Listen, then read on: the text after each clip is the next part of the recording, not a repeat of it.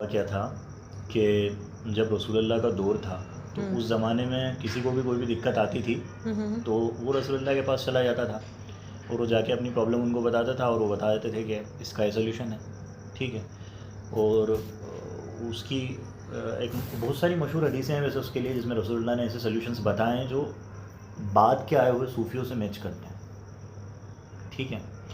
جیسے کہ حضرت ابن مسعود نے ایک بار کہا کہ یا رسول اللہ میرے کو نماز میں بہت زیادہ خیالات آتے ہیں. مطلب میں ایک ایسنس بتا رہا ہوں اس حدیث کا, وہ پوری لمبی ہے وہ تو رسول اللہ نے پھر ان کے دل پہ ہاتھ مارا ایسے ٹک ٹک کر کے. ٹھیک ہے. ان کے قلب پہ اور کہا کہ باہر آ جا شیطان, ایسے کہا نکل جا شیطان. جب ایسا کرا آپ نے, اس کے بعد ابن مسعود یہ کہتے ہیں کہ اس کے بعد جب بھی میں نماز پڑھتا تھا تو مجھے خیالات اتنے نہیں آتے تھے جیسے پہلے آتے تھے. اس کا مطلب اس سے صاف ثابت ہی ہوتا ہے کہ آپ کے قلب کے اندر پرابلمس ہوتی ہیں, جیسا کہ صوفی بولتے ہیں کہ دل کے اندر ہی آپ کے سب سے زیادہ پرابلمس ہیں, شیطان ہے آپ کے اندر یا کچھ بھی ہے, اور اس کو ختم کر کے ہی آپ اللہ تبارک و تعالیٰ تک پہنچتے ہو, آپ کی رسائی حاصل ہوتی ہے. اب یہ چیز کیا ہوا کہ تھوڑی مدھم پڑتی گئی. ہوا یہ کہ بعد میں بہت سارے مسائل ہوئے, صحابہ کا دور چلا گیا.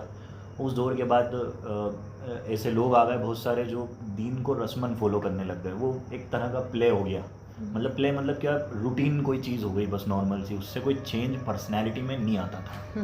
مطلب 5 وقتوں کی نماز, روزہ, زکوٰۃ, حج تو لوگ کر رہے تھے پر اس سے پرسنالٹی کے اندر چینج نہیں آ رہا تھا. کلیئر ہے. پرسنالٹی کے اندر چینج نہیں آتا تھا. مطلب کیسا چینج کی, وہ بیہیویئر ان کا اچھا نہیں تھا اس کے باوجود بھی انسانوں کے ساتھ. اس کے باوجود بھی مطلب اتنا کچھ کرنے کے باوجود بھی لوگ اللہ تبارک و تعالیٰ سے ویسا کنیکشن بنا نہیں پا رہے تھے جو صحابہ کے دور میں تھا.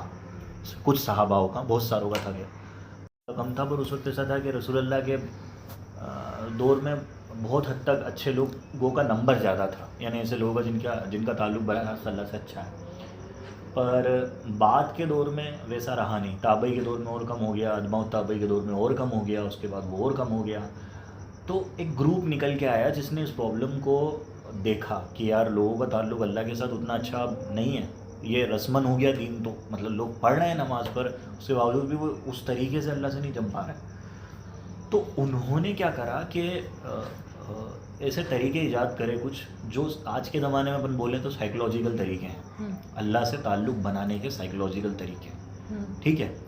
رسول اللہ بھی سکھاتے تھے وہ, پر وہ ڈاکیومنٹڈ نہیں ہو پائے بہت سارے, کیونکہ وہ پرسنل میٹر تھے صحابہ کے. انہوں نے پوچھا, بہت سی باتیں حدیث میں آ نہیں سکی. اب اس میں یہ ہوا کہ ان لوگوں نے جو طریقے ایجاد کرے وہ طریقے بعد میں اور بھی چینج ہوتے چلے گئے. جیسے شروع میں ایک گروپ آیا جس کو جنیدیہ کہتے ہیں.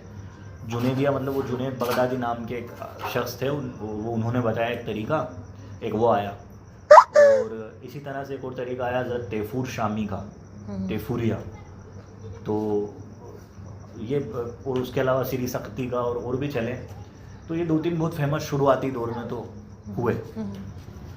اب ان کے جسٹ بعد میں یہ ہوا کہ دھیرے دھیرے کر کے جب زمانے اور بدلے تو ان کے بہت سارے طریقے پہ چل کے جو لوگ بنے تھے انہوں نے یہ دیکھا کہ یار زمانے بدلتے جا رہے ہیں اور لوگوں کے دل اور سخت ہوتے جا رہے ہیں. تو انہوں نے اور نئی مشق نکالی. اب مشق کیا تھی, جیسے سپوز اس زمانے میں زیادہ تر فوکس جنیدیوں کا جو تھا وہ یہ تھا کہ آپ اللہ کو بآواز بلند یاد کرو. ٹھیک ہے.